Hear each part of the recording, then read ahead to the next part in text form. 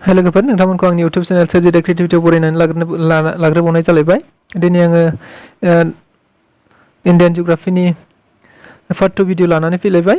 मैया जोङो 20 सोंथिसिम जों सावरायदोंमोन। दिनैहाय 21 सोंनायनिफ्राय जोङो सावरायगोन एबा कुइसनफोरखौ नायगोन। आं सिगाङावनो बुंबाय थादों बेफोर कुइसनफोरा जोबोद इम्पर्टेन्ट आरो इम्पर्टेन्ट कुइसनफोरखौसो आं लानानै फैदों। गतिके नोंथांमोनहा मैयानि भिडिअखौ नायाखैब्ला जाहाथे डिसक्रिप्शनाव आं लिंक होनानै दोनखागोन। गतिके नोंथांमोनहा डिसक्रिप्शनाव थांनानै लिंकआव थुनानै नायनानै लागोन, पार्ट 1 भिडिअखौ नायनानै लागोन होननानै आसा खालामनाय थाबाय। थ' बिदिब्ला जोङो बारा गोबाव खालामालासेनो जोङो कुइसनखौ जागायनोसै।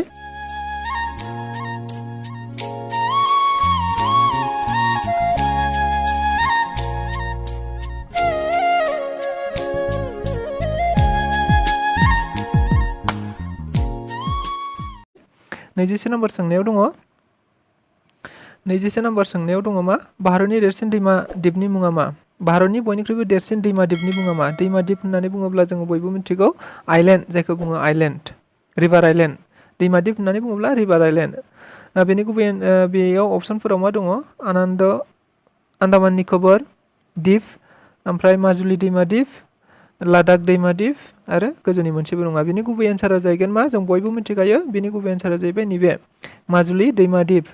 बे भारतनिल' नङा, जों बयबो गोसोआव ला, मालाबा वर्ल्डनिबो फैनो हागौ। वर्ल्डनि बयनिख्रुइबो देरसिन दैमा दिपनि मुङा मा होननानै बुङोब्ला Majuli island, Majuli river island होननानै बुङो इंराजियाव। माजुलि रिभार आइलेन्ड बियो गुवाहाटीयाव आसामावनो दङ। गतिके बियो इन्डियानिबो आरो वर्ल्डनिबो बयनिख्रुइबो देरसिन दैमा दिप, रिभार आइलेन्ड। जों बयबो गोसोआव लादो। 22 नम्बर सोंनायाव दङ मा? गाहायनि बबे रायजोआव माजुलि दैमा दिपआ दङ? आं दहायनो होनखांखाबायमोन। माजुलि दैमा दिपआ जों बयबो मिथिखागौ नागालेण्ड, मणिपुर, सिक्किम, आसाम। आं दहायनो बुंखादों बेनि गुबै एन्सारा जाहैबाय आसाम। आसामाव माजुलि दैमा दिपआ दङ। जाय आसामावनो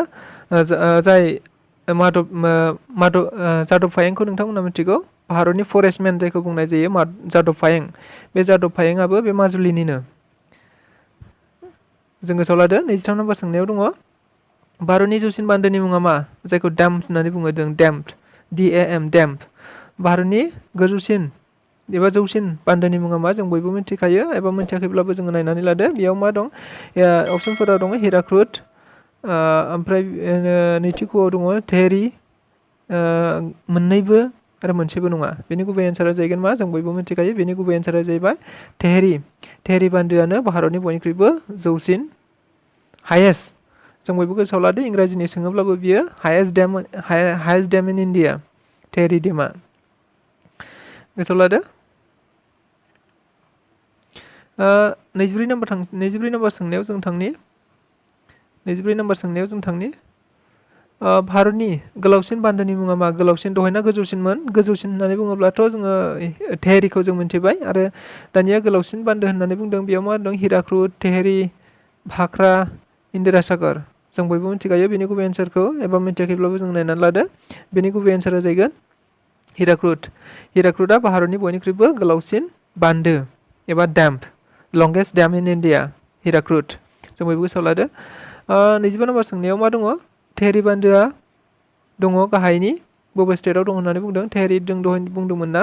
23 नम्बर सोंनायाव जों मोनदोंमोन भारतनि बयनिख्रुइबो गोजौसिन बान्दो होननानै बुङो डेम्प, हायेस्ट डेम होननानै बुंदोंमोन। बे हायेस्ट डेमआ भारतनि बबे स्टेटआव दं होननानै बुंदों? अप्सनफोराव दं मा दा? छत्तीसगढ़, मणिपुर, उत्तराखन्ड आरो आसाम। बेनि गुबै एन्सारा जाहैगोन उत्तराखन्ड। जों गोसोआव ला, बेनि गुबै एन्सारा जाहैगोन उत्तराखन्ड। नैबे उत्तराखन्डआव धेरि बान्दोआ दङ होननानै बुंनाय जादों। ओमफ्राय 22 नम्बर सोंनायाव दङ हिराकुद बान्दोआ बबे दैमानि सायाव दङ? नैबे एन्सारा कुइसना बिराद इम्पर्टेन्ट। गुबुन गुबुन एग्जामफोराव बियो गोबां फैफ्लेबाय थादों। आं गोबां फैफ्लेबाय थानायखायसो बेयाव दिखांनानै होनाय जादों, माने फैनोबो हानाय।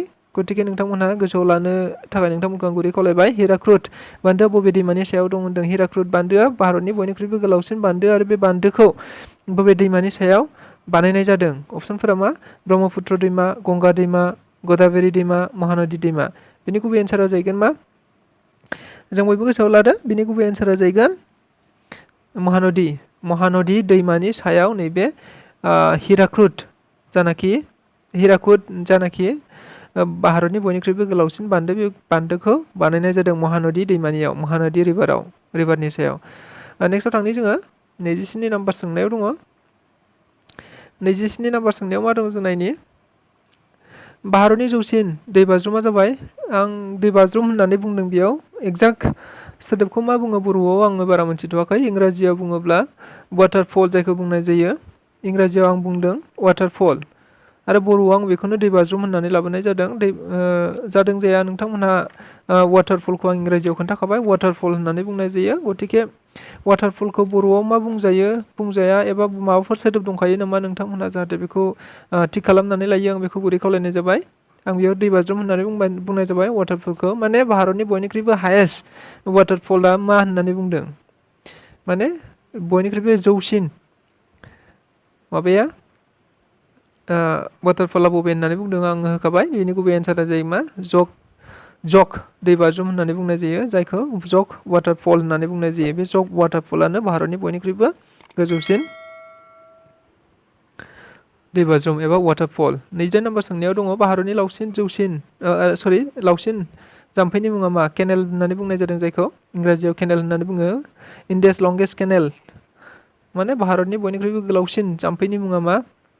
केनेल होननानै बुंदों, आं इंराजियावबो बुंखाबाय केनेला मा? भारतनि बयनिख्रुइबो गोलावसिन केनेला मा? अप्सनफोराव मा दङ?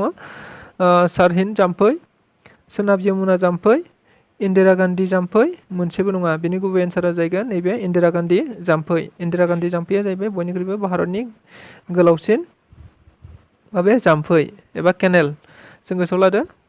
नेक्स्टआव थांनि जोङो 29 नाम्बार सोंनायाव दङ मा?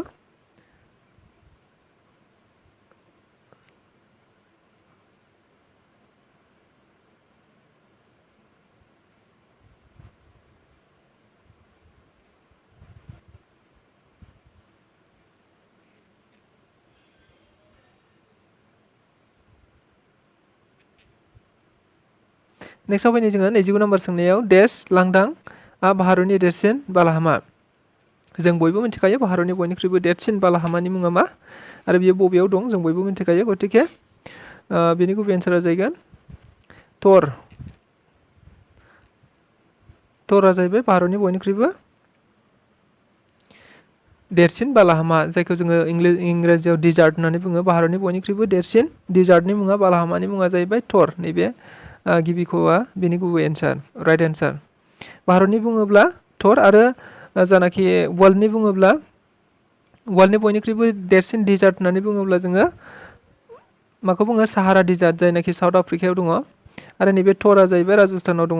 गतिके जोङो गोसोआव लादो, थरआ जाहैबाय इन्डियानि बयनिख्रुइबो देरसिन बालाहामा, आरो साहाराया जाहैबाय वर्ल्डनि बयनिख्रुइबो देरसिन बालाहामा। 30 नाम्बार सोंनायाव दङ भारतनि गुसुसिन जायगाया जादों, भारतनि बयनिख्रुइबो गुसुसिननो कल्डेस्ट प्लेस इन इन्डिया, बयनिख्रुइबो गुसुसिन जायगाया मा भारतनि? अप्सनफोराव मा दं?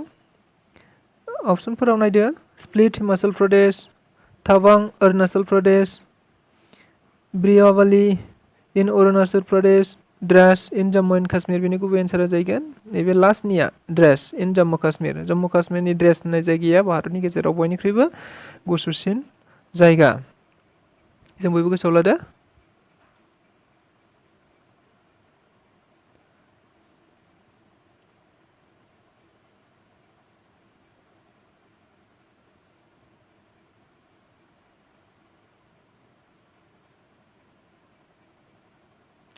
थामजि नाम्बार सोंनायाव फैनो जोङो भारतनि बबे रायजोआव गोलावसिन मा होनो दैनि रुगुं दं होननानै बुंनाय जादों? भारतनि गेजेराव बयनिख्रुइबो गोलावसिन दैनि रुगुं दं होननानै बुंनाय जादों बबे रायजोआव? दैनि रुगुं होननानै बुङोब्ला जायखौ जोङो इंराजियावबो होनखादों कस्ट लाइन। आङो सोदोबखौ बेबायदि कस्ट लाइन सोदोबफोरखौ आं नागिरनानै बेबायदि मिलायनाय मोनजोबाखै। गतिके नोंथांमोनहा मिलायनानै लादो। इंराजियाव कस्ट लाइन होननानै बुंनाय जायो। बयनिख्रुइबो लंगेस्ट कस्ट लाइन बबे स्टेटआव दङ होननानै बुंदों? दैमानि रुगुं, जायनाखि दैमाजों आरो हाजों नि गेजेरनि सिमाखौ बुंनाय जायो रुगुं। बेनिखायनो आं रुगुं बुंनाय जादों, दैमानि रुगुं। माने भारतनि बयनिख्रुइबो गोलावसिन दैमानि रुगुं एबा कस्ट लाइनआ बबे स्टेटआव दङ? अप्सनफोराव मा दङ? गुजरात, त्रिपुरा, आसाम, अन्ध्र प्रदेश। बेनि गुबै एन्सारा बेनि गुबै एन्सारा जाहैगोन अप्शन ए गुजरात। गुजरातआव भारतनि गेजेराव बयनिख्रुइबो गोलावसिन कस्ट लाइन दङ। 32 नम्बर सोंनायाव थांनि जों भारतनि जौसिन हाजो थिखिनिया जाबाय पिक, जायखौ बुंनाय जादों पिक PEAK पिक। भारतनि बयनिख्रुइबो जौसिन हाजो थिखिनिया जाबाय अप्शनफोराव मा दं? नन्दा देवी,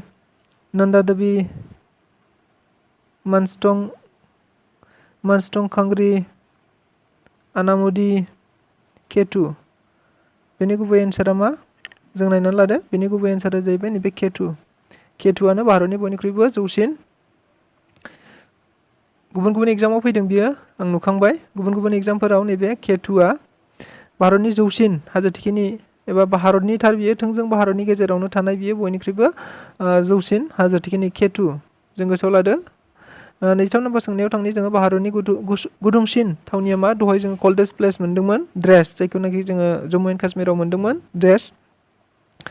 दानिया गुदुंसिन थावनि होननानै बुंनाय जादों। गुदुंसिन थावनिया बबेयाव दं भारतनिया? बान्दा उत्तर प्रदेश, तितलागढ़ उरिष्या, ओमफ्राय मा होनदों? ब्रियावली राजस्थान, रामागुन्डाम तेलेंगाना। माने भारतनि बयनिख्रुइबो गुदुंसिन थावनिया मा? जों बयबो गोसोआव लादो। भारतनि बयनिख्रुइबो गुदुंसिन थावनिया जाहैबाय नैबे ब्रियावली राजस्थान। राजस्थानखौ जों मिथिखायो, बालाहामायानो बांसिन राजस्थानाव। गतिके राजस्थानावनो बयनिख्रुइबो गुदुंसिन थावनिया थाखागोन हिसाबै नैबे मा थावनि जायगानि मुङा मा होननानै बुङोबा ब्रियावली, जाय ब्रियावलीया राजस्थानाव दङ। जों गोसोआव लादो। नेक्स्टआव थांनि जोङो 34 नम्बर सोंनायाव थांनि जोङो। 34 नम्बराव मा दङ? मुलुग आरो भारतनि गिसिसिन थावनिया मा? बियो मुलुगनिबो आरो वर्ल्डनिबो आरो बे इण्डियानिबो बयनिख्रुइबो गिसिसिन वेटेस्ट, जायखौ बुंनाय जायो wettest place in India in the world. मा होनो? गिसिसिन जायगा जायखौ बुंनाय जायो। बिनि अप्शनफोराव मा दं? आगुम्बे कर्नाटक, मौसिनराम मेघालया, आरो मा होनदों? चेरापुन्जी, ओमफ्राय अम्बोली मा होनदों? महाराष्ट्र। बेनि गुबै एन्सारा जागोन। बेनि गुबै एन्सारा जों बयबो मिथिखायो, जों LP निफ्रायनो फरायबोबाय थादों। भारतनि गेजेराव बयनिख्रुइबो बा वर्ल्डनि गेजेराव बयनिख्रुइबो बांसिन अखा हाग्रा जायगा होननानै बुंखादों। गतिके अखा हाग्राया बांसिनखा नालाय मालाबा बांसिन अखा हाग्रा होननानैबो फैनो हागौ कुइसना। बांसिन अखा हाग्रा होननानैबो फैनो हागौ, अब्ला बेबो मौसिनरामानो जागोन। आरो वेटेस्ट प्लेस होननानै बुंब्लाबो गिसिसिन जायगा होननानै बुंब्लाबो बे मौसिनरामानो जागोन। बियो मेघालयआव दङ, नर्थ इस्टनि मेघालयआव दङ। 35 नम्बर सोंनायाव दङ बुहुमनि गुदुंसिन हादरमाया जाबाय बुहुमनि बयनिख्रुइबो गुदुंसिन हटेस्ट जायखौ कन्टिनेन्ट बुंनाय जायो, hottest continent in the world. बयनिख्रुइबो गुदुंसिन हादरमाया मा? एसिया, आफ्रिका, इउरप, मा होनदों? अस्ट्रेलिया। बेनि गुबै एन्सारा मा? बेनि गुबै एन्सारा जाहैबाय आफ्रिका। आफ्रिकाया नैबे 2 नम्बराव दङ।